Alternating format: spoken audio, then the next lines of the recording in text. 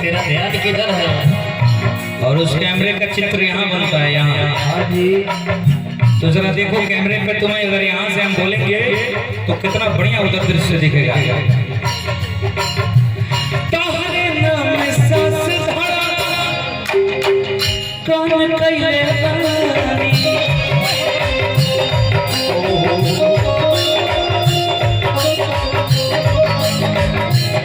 दुल्हन बनाए तोहके प्राण कइले